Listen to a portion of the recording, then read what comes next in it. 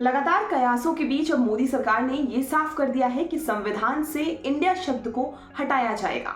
दरअसल G20 summit के दौरान भारत आने वाले देशों के राष्ट्राध्यक्षों को राष्ट्रपति भवन में दिए जाने वाले डिनर के दौरान इनविटेशन कार्ड पर प्रेसिडेंट ऑफ इंडिया की जगह प्रेसिडेंट ऑफ भारत शब्द का प्रयोग किया है।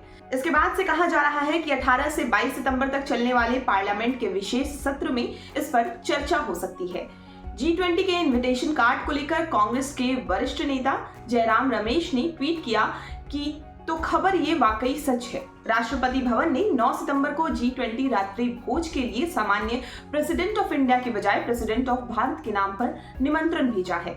संविधान के अनुच्छेद 1 में लिखा है कि भारत जो इंडिया है राज्यों का एक समूह होगा, लेकिन अब इस राज्यों के समूह पर भी हमला हो रहा है।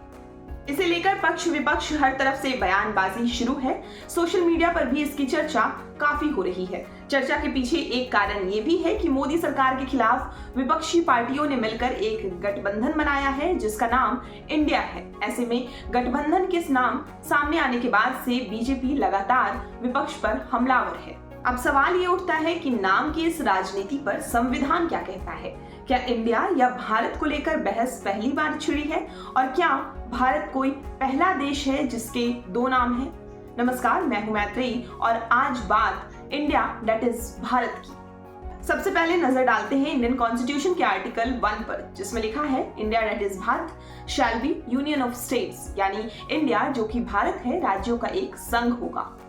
नाम को लेकर ये लड़ाई कोई नई नहीं है। 1949 में देश के नाम को लेकर संविधान सभा में भी एकजुटता नहीं थी।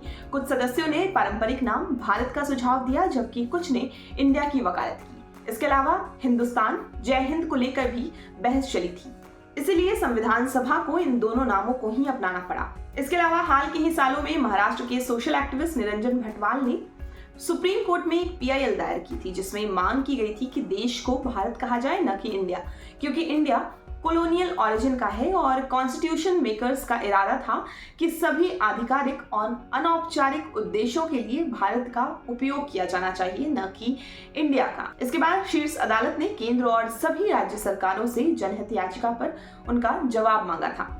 बीजेपी इस तरह की मांगे पहले भी उठाते आई है। उत्तर प्रदेश के मुख्यमंत्री योगी आदित्यनाथ ने 2015 में मांग की थी कि इंडिया को हिंदुस्तान यानी हिंदुओं की भूमि में बदल दिया जाए। उनका कहना था कि अनुच्छेद 1 में भारत यानी हिंदुस्तान होना चाहिए क्योंकि इंडिया स्लेवरी को दर्शाता है। नामकरण की राजनीति किसी भी देश के सामाजिक उत्पादन का हिस्सा है। इसकी प्रक्रियाएं व्यापक सामाजिक राजनीतिक परिस्थितियों से आकार लेती है।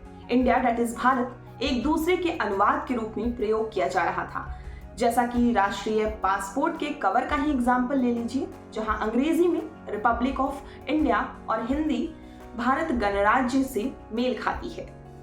भारत के डाक टिकट जहां दो शब्द भारत और इंडिया मिले हुए हैं।